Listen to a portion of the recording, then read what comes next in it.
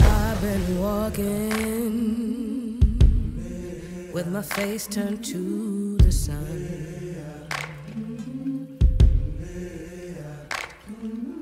Weight on my shoulders, a bullet in my gun. Oh, I got eyes in the back of my head, just in case I have to run. I do what I can when I can, while I can for my people. While the clouds roll back and the stars fill the night, that's when I'm gonna stand up, take my people with me. Together we are going to a brand new home, far across the river. Can you hear freedom calling, calling me to answer? Gonna keep on keeping.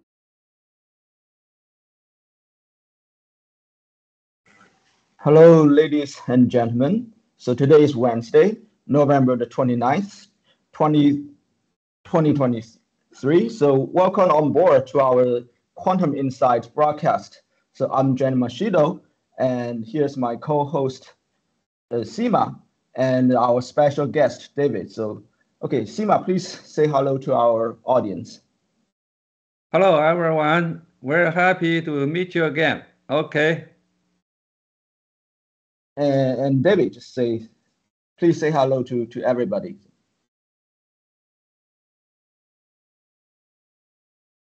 I think, David, you are muted. So,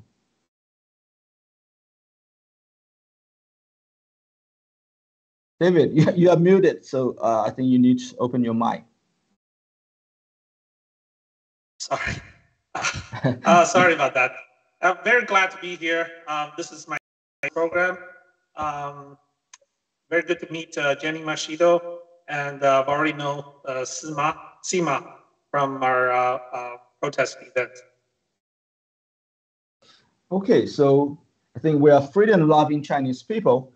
Together, we formed the organization called the New Federal State of China 3 years ago, like in 2020, led by Mr. Miles Guo, the #1 enemy of the Chinese Communist Party, who is still in prison due to the Chinese Communist Party's unrestricted lawfare in the United States. So every day we prayed for his return as a free man. So meanwhile, we will not slow down our mission to take down the Chinese Communist Party. So this is our 4th episode of the new series.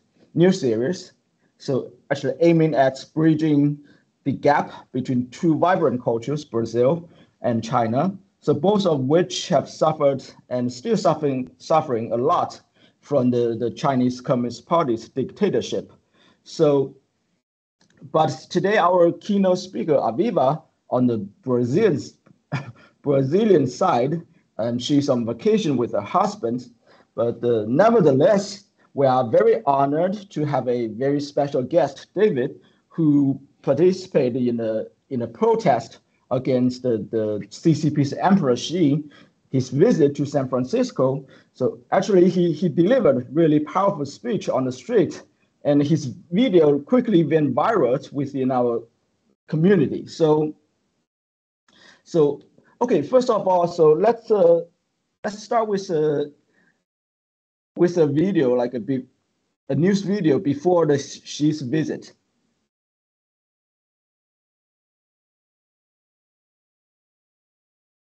Has for years plagued San Francisco's streets, now back in the spotlight as California's governor admits it's being cleaned up ahead of Chinese President Xi's visit for a high-level meeting with President Biden. Folks say, oh, they're just cleaning up this place because all those fancy leaders are coming into town. That's true. We've raised the bar of expectation between the city, the county, and the state. Yet the crime so significant, Target, Walgreens, and Old Navy are among businesses to permanently close stores, and city employees who crack down on illegal street vendors have been offered bulletproof vests or police escorts. Why not clean up the place for the residents, but instead they're cleaning it up for world leaders? I used to be able to shop downtown, and now most of the downtown stores are shut down. But as President Biden heads there Tuesday, he faces a lethal concern that's on display all across the city: the destructive spread of the deadly drug fentanyl, much of it coming from China. Now a chance for Biden to confront the communist country's leader more directly. When it comes to fentanyl and getting that off our streets, we are certainly focused on making sure that we protect Americans and American families. So obviously this is an important agenda item that the president wants to have to discuss. What progress is expected could be agreement to resume military-to-military communications, which were suspended last year after Nancy Pelosi visited Taiwan, further angering China's leaders. The meeting comes at a tense time between these two superpowers in light of further efforts by China to spy on the United States and Chinese ties to Iran, especially when many worry the war in the Middle East could spin even further out of control. In Washington, I'm Scott Thuman. If you have an hour this week, you can learn 100 songs on the piano by learning just... Okay, welcome back. So I think from the video, I think it's clearly that the Chinese Communist Party's ambition extend far beyond the borders of China. So I think the goal is just not only to exert complete control and the subjugation over 1.4 billion like Chinese people, but also to extend their dominance like globally, right? The Chinese Communist Party collaborates closely with the so-called globalist corporates, right, who share their vision of this hegemony. So therefore, it is no surprise at all that our voices like resonate with many other cultures around the world. So let's play the David speech on the streets.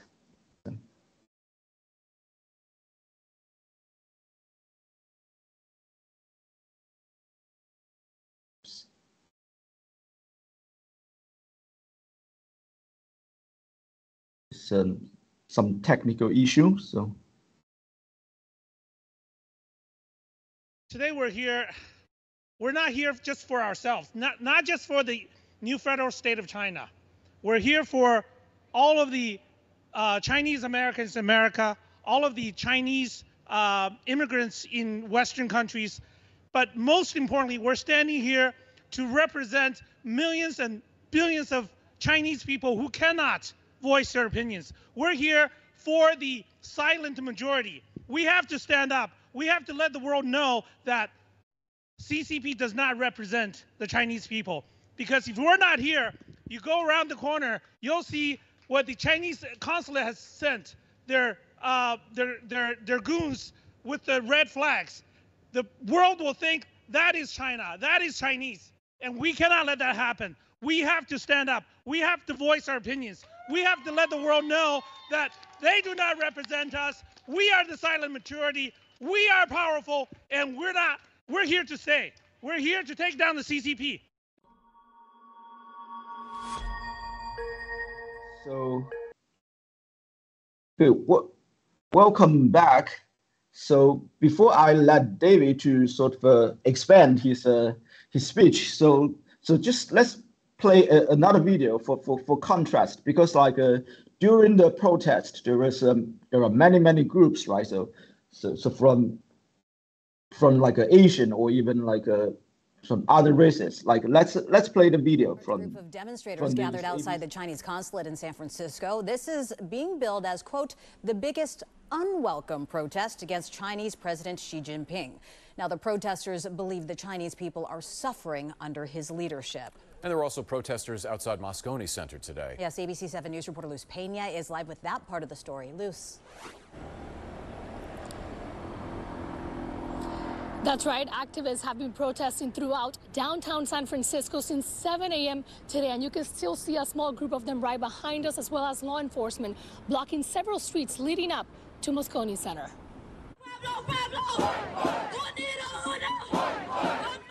hundreds of activists take to multiple streets of downtown San Francisco, blocking traffic and trying to stop APEC attendees from entering the summit. Or activists who are prepared to lock down, even to get arrested if it comes to that, for the objective of delaying the CEO summit as much as possible. For 4 hours, a human chain was created to disrupt one of APEC's main entry points where CEOs were meeting. In that meeting, they plan to cut more free trade deals that'll poison the planet, drive wages down, cut jobs from people. The No to APEC coalition includes about 150 anti-war, climate, and labor organizations, and it led the group that protested for multiple causes. And we were really successful. We were able to cause disruptions across all of the traffic throughout San Francisco, make a statement that we, as Filipino people, as workers, as youth, as women, really oppose the decisions that are being made and trade deals that are being brokered as well at APEC. As a motorcade was escorted by CHP officers past 2nd Street, another group of activists with the new federal State of China movement lined up another APEC entry point. So we're here to send a message to Xi. This is not in the place he should be. He's a dictator.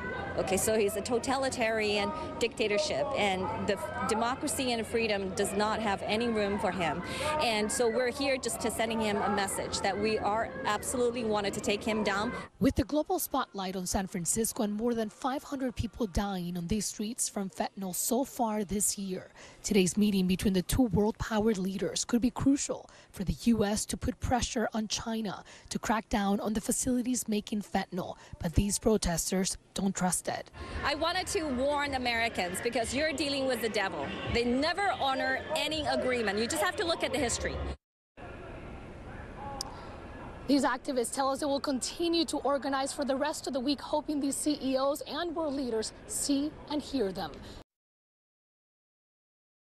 Okay, so welcome back. So I think in the last video, I think so first of all, I want to say that you see like under the Xi Jinping's demands, right? So all the mainstream media, they do not dare to air our protest, right? So but still we are able to make a very maybe like about less than a minute, right, corner in a very small corner in this ABC News. But in this video clip, I think we have seen like several groups of this group of protesters, right? So I think this you can see this sort of some direct contracts between between these groups, right? So one is you see that the way we organized the messages. Here I really want to highlight the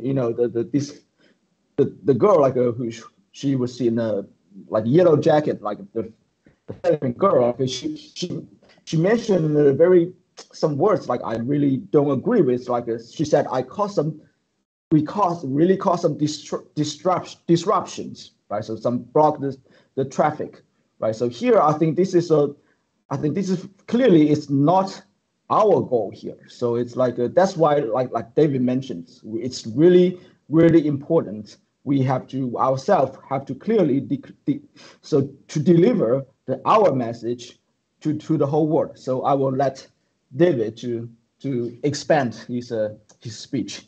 So please, David. Hi. So yeah, I absolutely agree with what you just said. That we want to send a message out.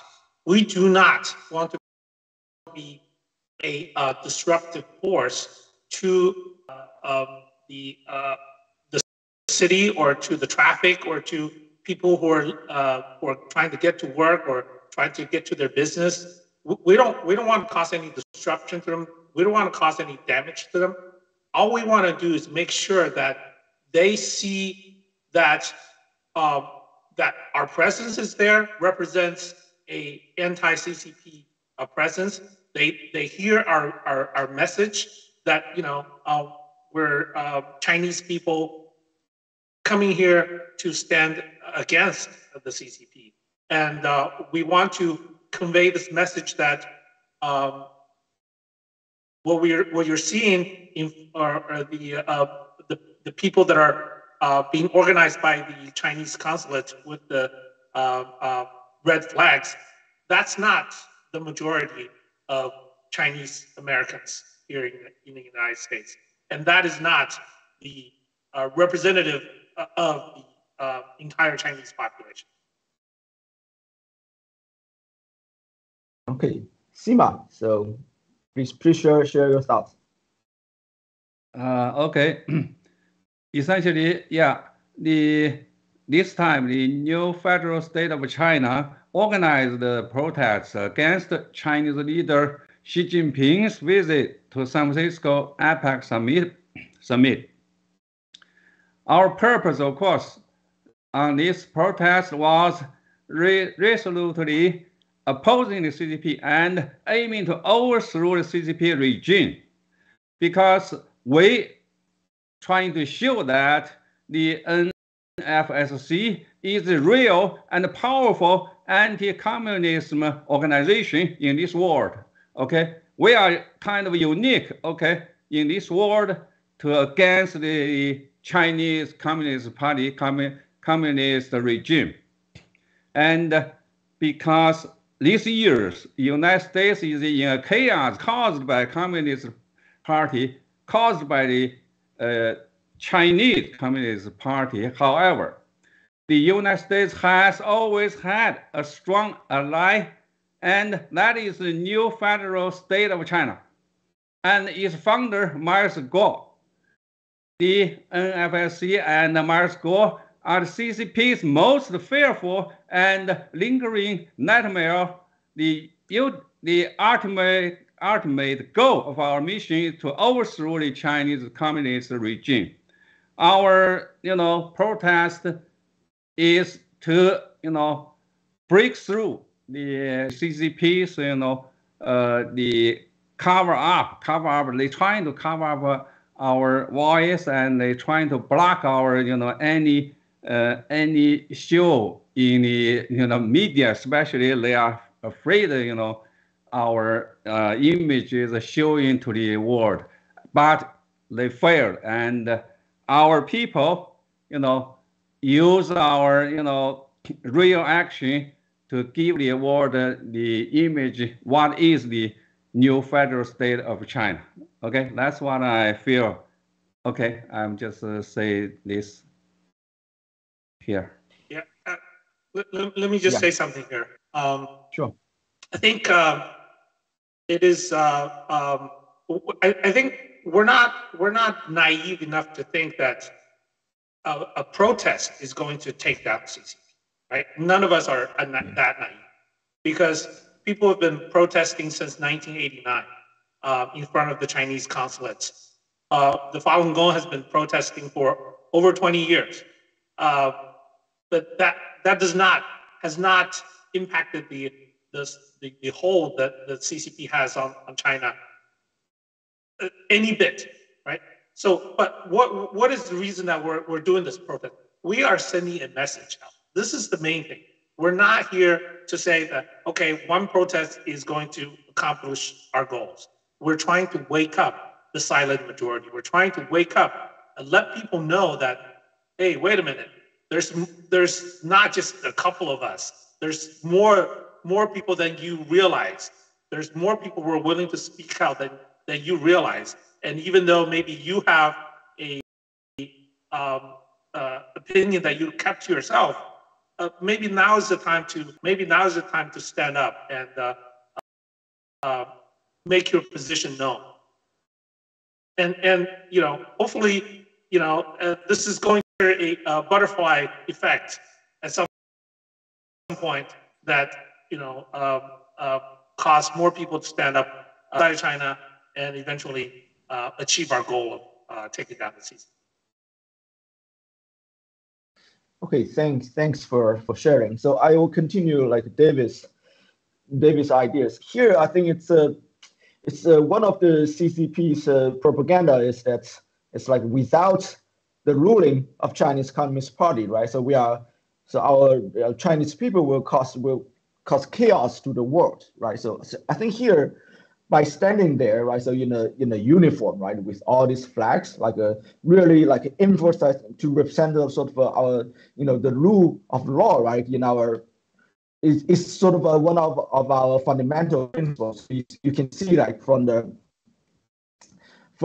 our behavior, right? So even so we have a really large group, but even after after our march, right? So we even clean all the streets, right? So there's no garbage, right? So this is to show that here, like first of all, we deeply respect this rule of law, right? So protesting, of course, will not just do not so direct harm to the Chinese Communist Party, but I think it is represent that. So it's like to give the confidence to the rest of the world, like after eliminating the Chinese Communist Party, right? So we have a large group of Chinese people who can really be the bridge between this Western world, right?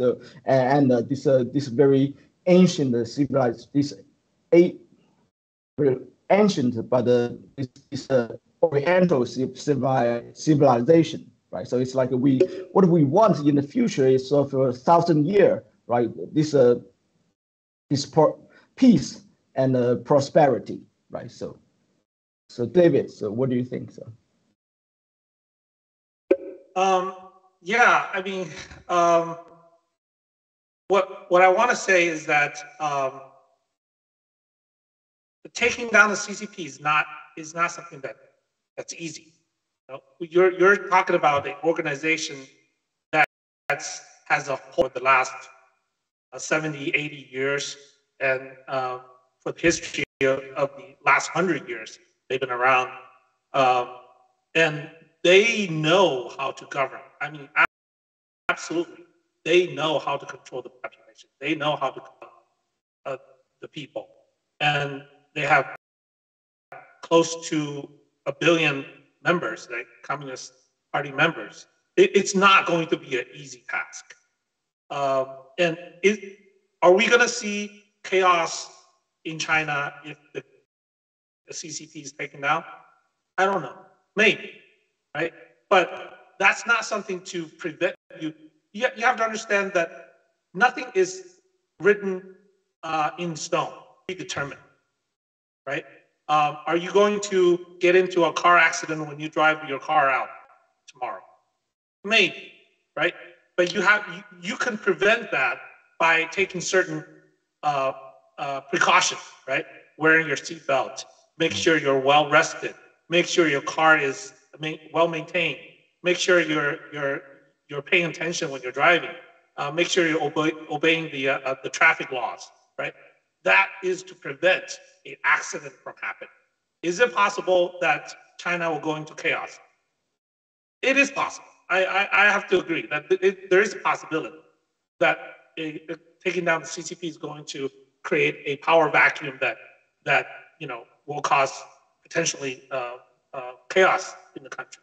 But is that the reason to not take down the CCP? Absolutely not.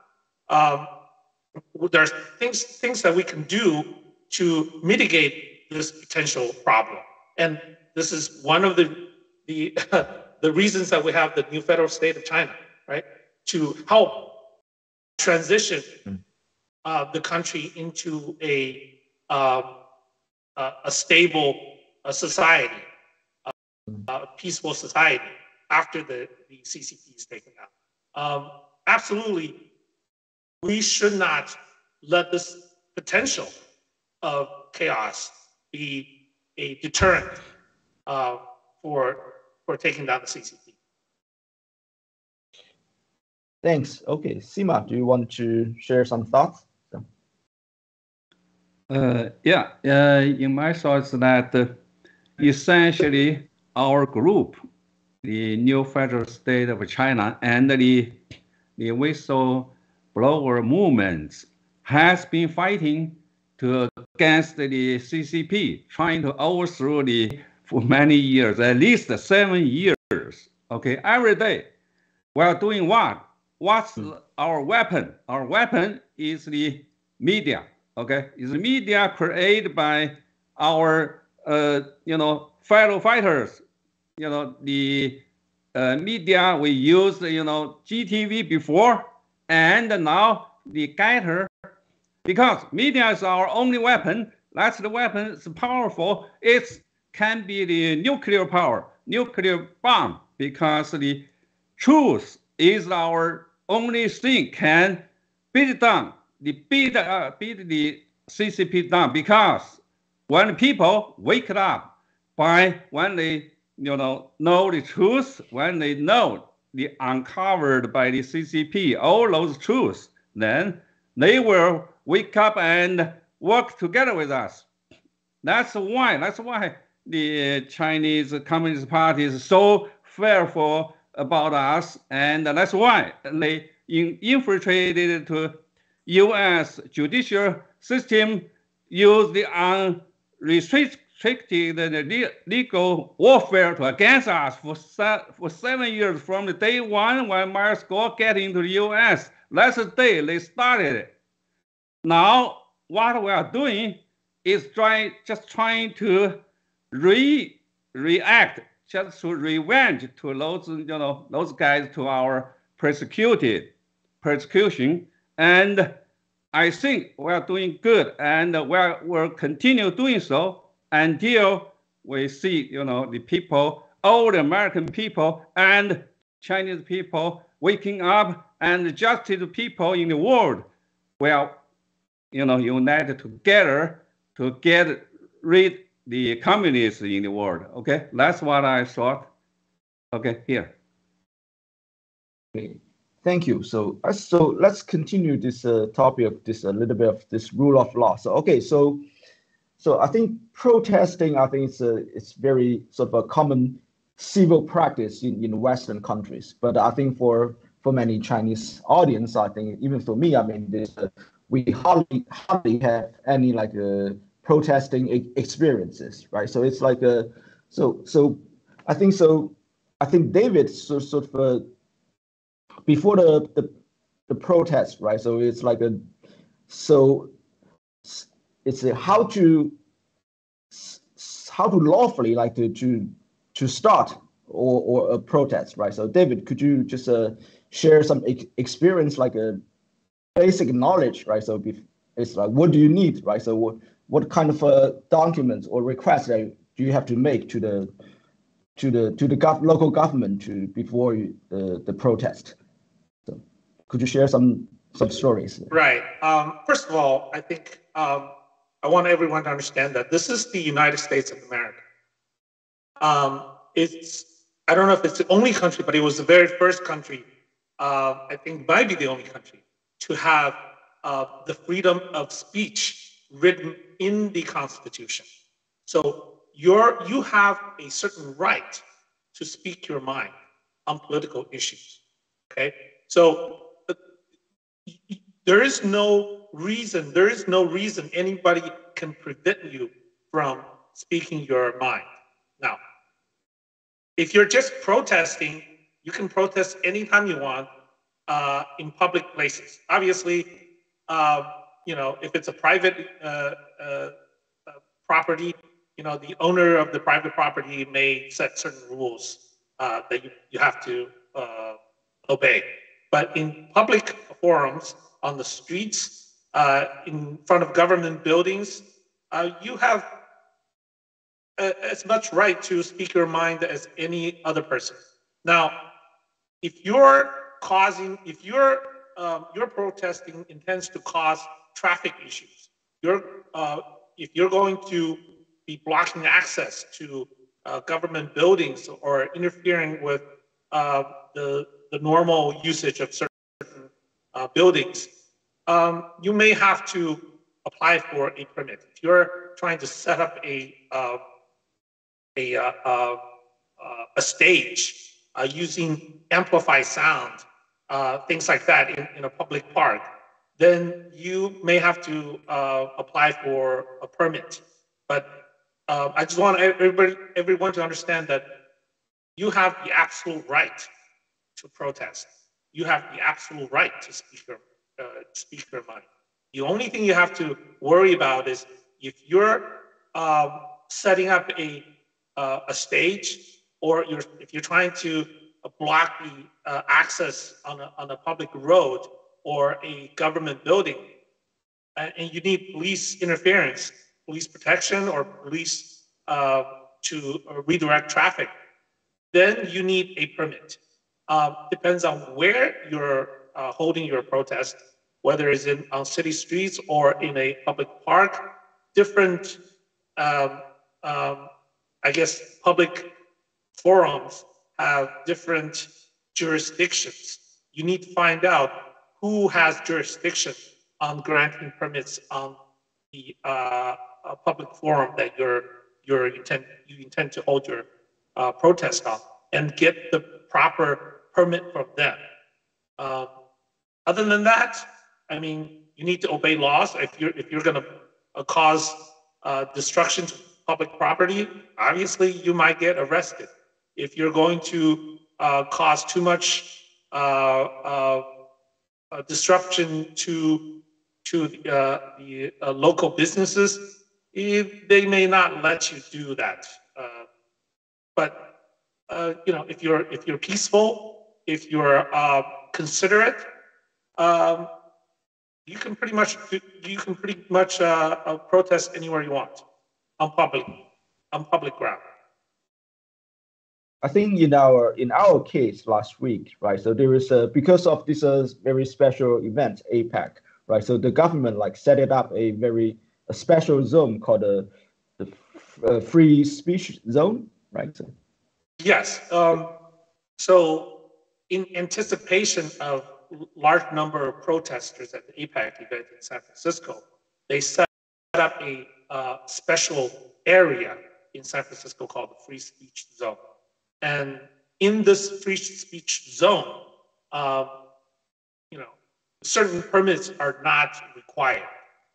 And we took advantage of that, because in order to get a permit for certain, you know, originally we were planning on having a gathering in front of the Civic Center. There's a lawn area in front of the Civic Center. That's where we wanted to gather and have some speeches, and from there march towards the Moscone Center. But that part of the park belongs to the San Francisco Parks and Recreations Department, and I've contacted them and found out that you need a permit. You can still protest. You can still gather on the lawn because it's a public forum. But if you want to set up a stage, if you want to use amplified sound, then you need a permit. And usually that permit takes 6 months to acquire. You need to fill out document forms and stuff. And that was because of the you know, the urgency of this APEC event.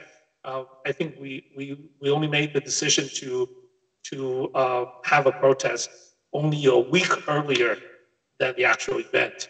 Yeah. So we did not have time to go through the proper permitting process to be able to do that.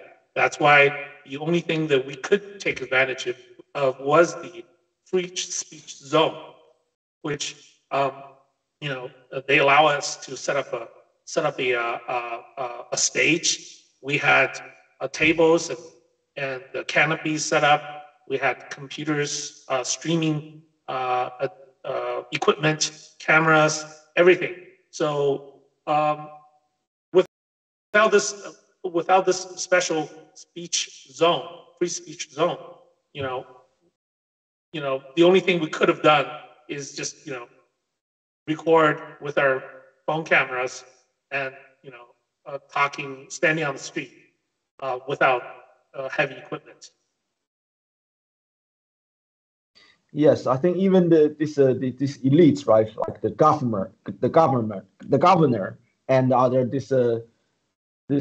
all this 400 this huge company like CEOs, right? So this they kowtow to Xi Jinping dinner of Apple, right? So yeah, it's Boeing, right? So this Pfizer, they all kowtow to Xi Jinping, but actually,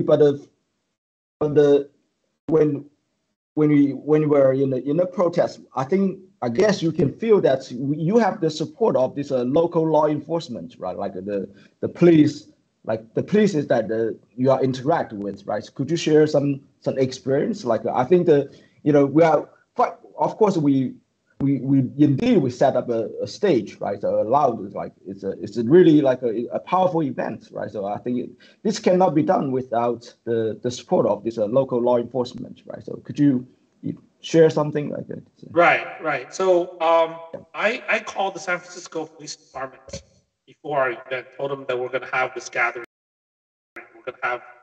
We wanted to have a stage. We wanted to talk to people. We want to protest Xi Jinping, and their response was that they need us. They wanted to know where we're going to be, and if we're going to be marching around, or what streets we're going to be marching, and because they want to make sure that they will send police officers there to make sure that nobody's going to come and cause disruption to our protest. They're basically to make sure that our rights to protest is being guaranteed. And even though we ended up using the free speech zone, there were a number of police officers on motorcycles standing by at all times, making sure that nobody's breaking property, nobody is causing harm, breaking out fights or anything like that. And when we did decide to march around the city, the police officers on their motorcycles, rode with us, ahead of us. We told them where we're going to go, what streets we're going to, march on, and they made sure that pedestrian traffic is being blocked while our people are walking through, and so that there wouldn't be any conflict with pedestrian traffic, and we were all chanting take down the CCP and looking at the police officers. They were looking at us. Obviously they could not join our protest, but they were looking at us. They were nodding, to confirm that they understand our position, and they probably would be joining our march or joining a chance if they were not in uniform. Yeah. So just make sure. So the march, like it was out of the free speech zone, right? Yes, it was. Right. It took about an hour, I think, maybe 45 minutes, an hour, or maybe a little over an hour. We just marched down the main streets in downtown San Francisco, and we thought, where we thought we were going to get the maximum exposure. There were pedestrians, waving their hands at us. There were, we saw some Falun Gong protesters with their yellow jackets, yellow shirts. There were other, we saw a lot of anti-CCP or anti-dictator protesters as well. And they interacted with us, all in a positive way. There were no fights broken out. There were no people shouting at us or being angry at us. It was a very, very positive response from the community. Thanks so much for your sharing. So Sima, so probably you can also share something like not just some interaction with this local law enforcement, but yes, also with interaction with these pedestrians, right? So I think because I think the San Francisco has just checked, it has a sort of a 33% of this Asian population, right? So it's I was just curious, how do they react? David mentioned something. Probably you can add up your own stories. So Sima, do you have? In my mind is that this event, the protesting, and went very well, and it's not easy because so many people, about 400 people, and everything need to be well organized, and every step, all the things, details need a lot of efforts, like, people's, hotels and the meal, and even the weather, raining and everything, okay? And for the 2 days, majorly 2 days protesting, everybody's there, and I saw that our organization is the most disciplined people there, and other people, other groups did not seems like very prepared or whatever. Because I think our group of people has this strong faith, and everybody is, going there to do things like, they have the basic willing there, they're trying to do this not for ourselves, and we are trying to, as David said, we are trying to, give our voice for those people in China. They could not say anything. They could not have any chance to, say the things in their mind.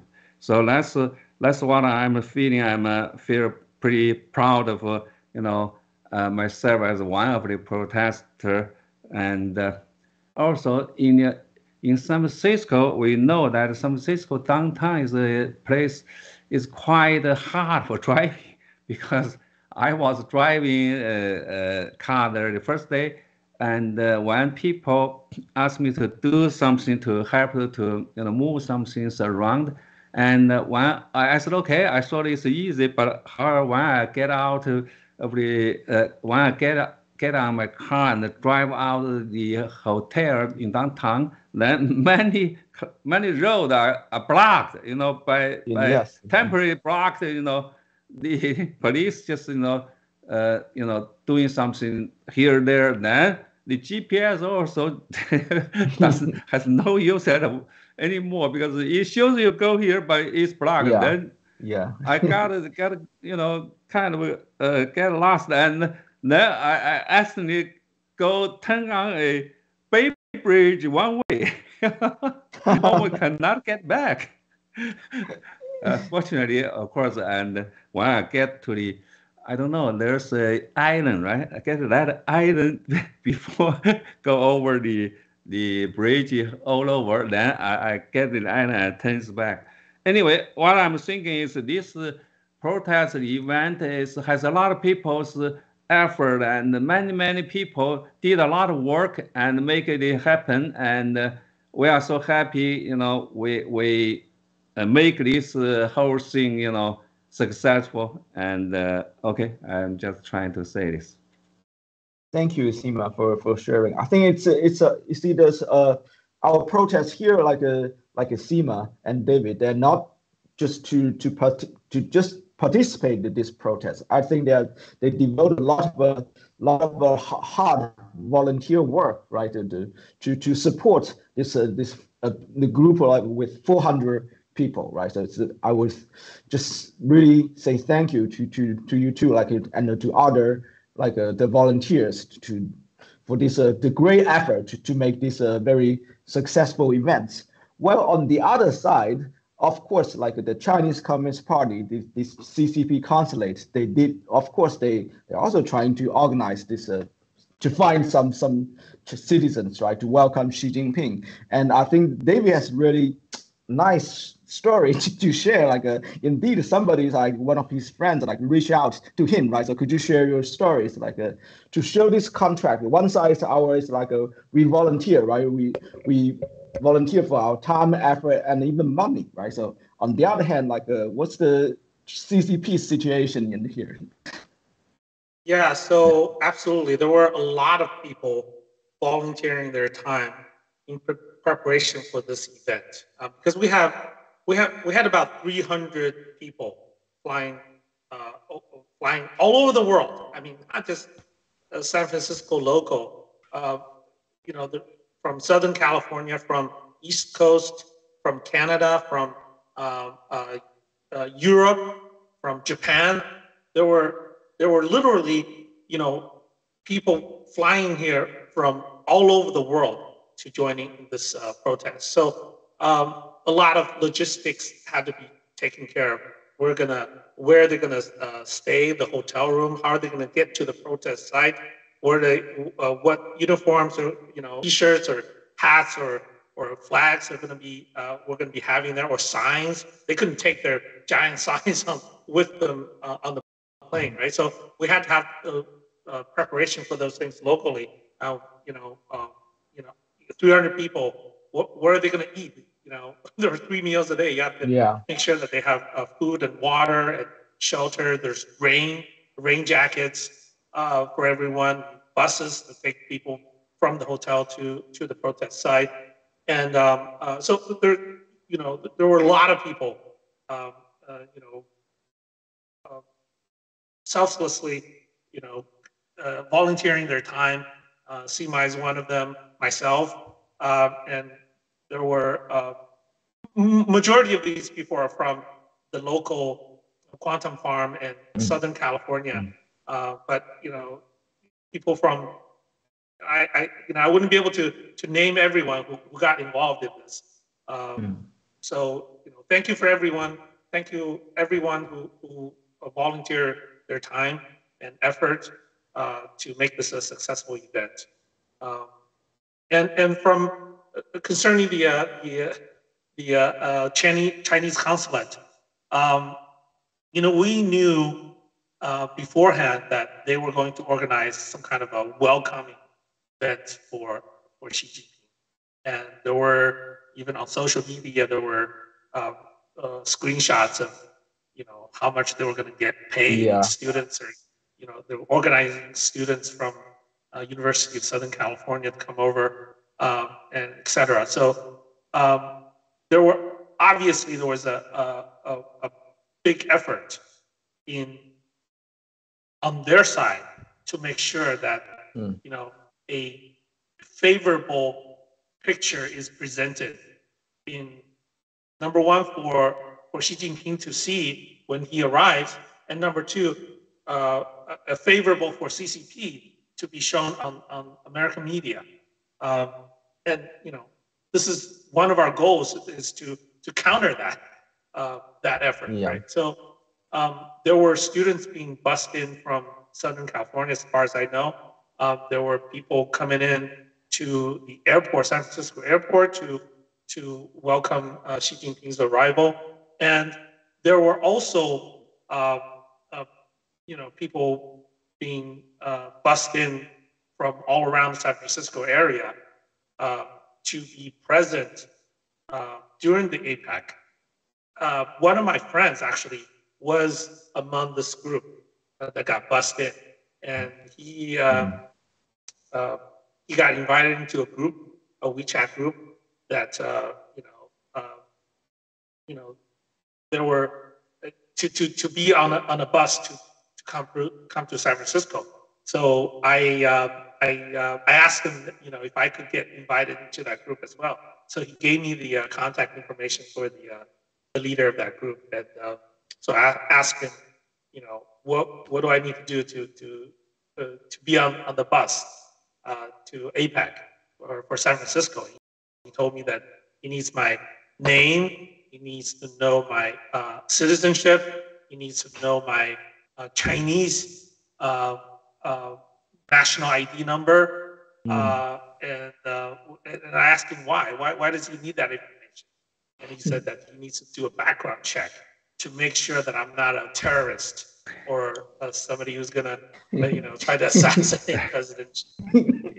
It just seemed really ridiculous that they would go through that kind of effort to screen out people who are even potentially being against the CCP. And the funny thing is that I told them that obviously I'm not going to give them my information so they can do a background check for me in order to just to take a free bus ride, right? So I told them no. That sounds ridiculous. Yeah. And a couple of days later, on Friday or the night before Friday, and he reached out to me again. He said, "Well, this is your last chance, Lao Da, which is the #1 guy, which is Xi Jinping, is leaving tomorrow. This is your last chance to see him." I told him, I'm not interested for him to go to do a background check, to give him all my private information and to do a background check. And he said that, no need for that. You don't need that anymore. And that was kind of funny to me because, it's funny that they take that requirement out. My guess is that they're having trouble getting the number of people they need. They probably had a requirement or a task to get a certain number of people to show up, and they're probably having a difficulty meeting their task, and so that's why they're taking out the requirements. That was a very funny thing that happened.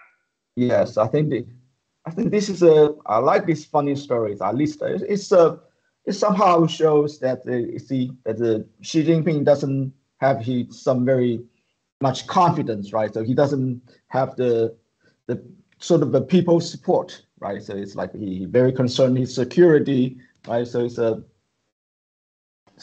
and on the other hand, I really want to emphasize, like David described a lot. So all these hard efforts, hard work, hard volunteer works to make sure, like our group, like 400 people here, not just like not only like participated in this protest, but it's like feel like being treated like brothers and sisters, right? So that's our goal, right? So it's like we don't treat like XiCP treat us. You have to just provide all your private information, and then they will promise some money to bribe you, but in the end, it's probably gonna be thrown off the bus, something like that.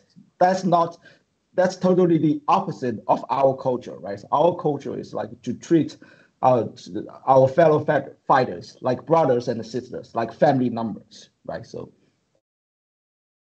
okay, it's about an hour. It's a very good point to call it a day. So I think so. I want to start with a new research. So it's like so I think we just spend like 10 seconds in silence to pray for our leader Miles Gore for his sort of a quick return as a free man. So just for 10 seconds, please.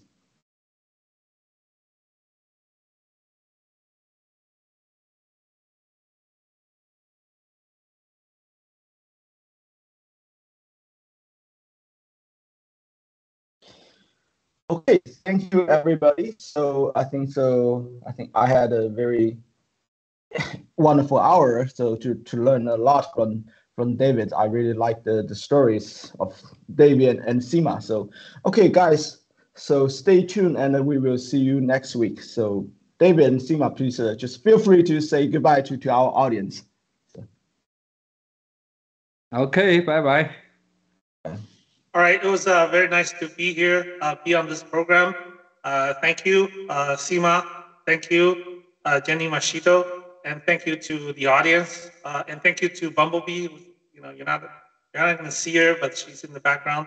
And thank you to the audience who've been on this live stream. And we'll see you next time. Thank you.